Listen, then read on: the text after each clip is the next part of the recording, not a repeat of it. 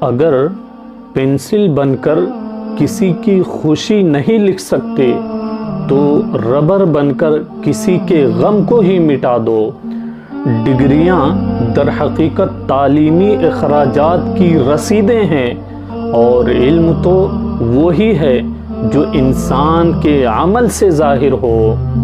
وقت اچھا ہو یا برا گزر ہی جاتا ہے، لیکن باتیں اور لوگ ہمیشہ یاد رہتے ہیں۔ لباس قیمتی ہو یا سستا کردار کو نہیں چھپا سکتا۔